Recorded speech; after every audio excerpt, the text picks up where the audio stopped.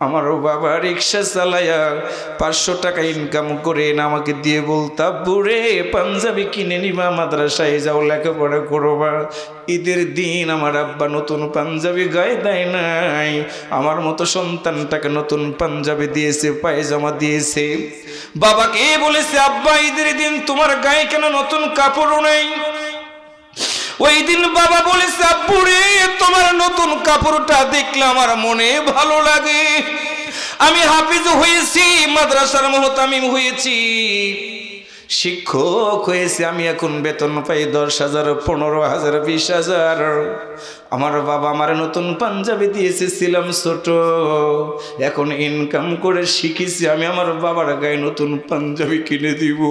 আমার মা দরদি পুরান শাড়ি পরে আমার জন্য টাকা গোছ করে রেখে দিয়েছে, আমি আজকে নতুন শাড়ি কিনে মাইরে দিব। তোমরাই বলো আমি শাড়ি কিনে কাকে পরাবো? তোমরা কি একটু বলবা না? হাফিজের সন্তানের চোখ বেয়ে বেয়ে পানিগুলো গড়িয়ে গড়িয়ে পড়বে, জানাজার মাঝে তাকবীর দিবে, বুক কাঁপবে, সব কথা মনে হয়ে যাবে, সন্তান বিনয় করে করে কাঁদবে। জানাজা নামাজ শেষ করার পর 4 জন লাশ নিবে কাঁদে। হাফেজে কোরআন বলবে, লাশটাকে একটু আমার কাঁধে দিবা না, দিবা না। লাশটা কাঁধে নিয়ে ধীরে ধীরে কবরস্থানের দিকে চলে যাবে তোমার সন্তান। আল্লাহর বান্দারা লাশ কবরে নামানো হবে। এই গ্রামের সভাপতি বলবে, হাফেজ তুমি তোমার বাবার লাশ কবরের ভিতরে নামাও। তোমার সন্তান আলেম, তোমার সন্তান হাফেজ। কবরের ভিতরে নেমে 2টা হাত এইরকম করে বাড়াবে, সন্তান কোলে নেওয়ার মতে করে তোমার বাবার লাশ সন্তানটা কোলের ভিতরে নিয়ে মাটির কবরে রেখে দিবে। সন্তান দাঁড়ায় আছে, কোনো সন্তান পারবে না বাবাকে মাকে পায়ের নিচে রাখতে, কেউ পারবে না, কেউ পারবে না।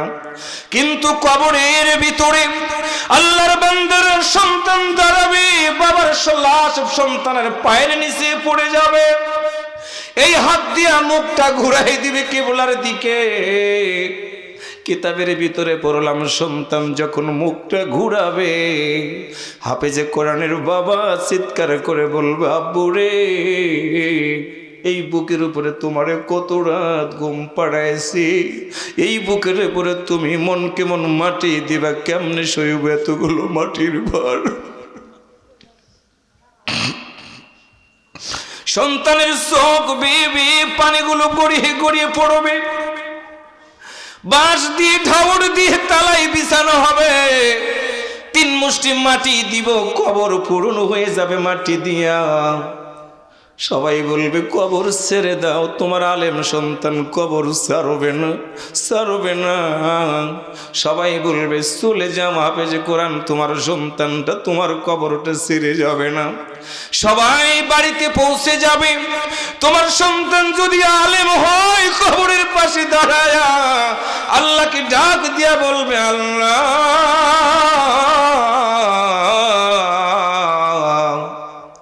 বাবাকে একা একা কবরে রেখে দিয়ে গেলাম, একটাও জানালা রাখলাম না, কেমনে থাকবে বাবা? বাবা আমারে নিয়ে ঘুমাইতো, পাঞ্জাবি কিনে দিত, ক্ষুধা লাগলে পানি খাওয়াইতাম আমার বাবাকে, না জানি মালিক রে আমার বাবার কবরটা কেমন হবে আমি জানি না। সন্তান কথাগুলো বলবে, সূরা ফাতিহা, সূরা ইখলাস, দরুদ শরীফ পড়ে, রব্বির হামহুমা কামা রব্বায়ানি সগীরা বলে হাত উঠাবি। হাত উঠাইতে দেরি হবে, সন্তানের চোখ দিয়ে পানিগুলো গড়িয়ে গড়িয়ে পড়তে দেরি হবে না। আল্লাহ তখনই ডাক দিয়ে বলে, লা তাকনা তুমি রহমাতিল্লাহ আল্লাহু গফুরুর রহিম। বান্দারে তুমি তোমার বাবার জন্য চোখের পানি ছেড়ে দিয়ে কেঁদে দিয়েছো, তুমি তোমার মায়ের কথা মনে করে কেঁদে দিয়েছো রে বান্দা। আমার আরশে আজিমে জোশ পয়দা হয়ে গেছে রে, আমি আল্লাহ তোমার কথা দিয়ে দিলাম, ওয়াদাল্লাহুল্লাযীনা আমানু ওয়া আমিলুস সলিহাতি লাহুম মাগফিরাতুন ওয়া আজরুন আযীম। আমি আল্লাহ তো বলেছিলাম যাদের ঈমান থাকবে, আমলে সলে থাকবে, আমি আল্লাহ তাদের ক্ষমা করে দিব। শুধু ক্ষমা করে দিব না, ওয়া আজরুন আযীম, আমি আমার বান্দাটাকে জান্নাতে দিয়ে দিব।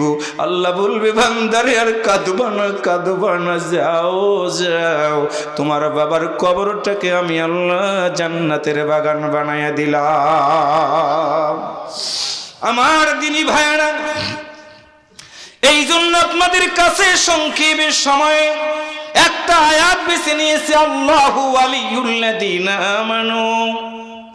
বন্ধু হয়ে বন্ধু বানাও। যুবক, তুমি বিয়ে নামাজিকে বন্ধু বানাবা না।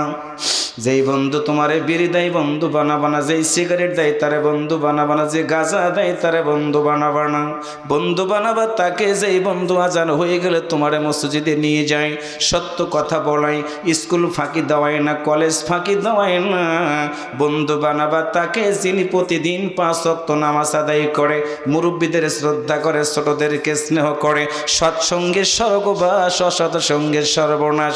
এই জন্য বললাম বন্ধু বানাবা না, বন্ধু বানাবা না, বন্ধু বানাবা একজনকে। আওয়াজ করে বলুন তো তিনি কে?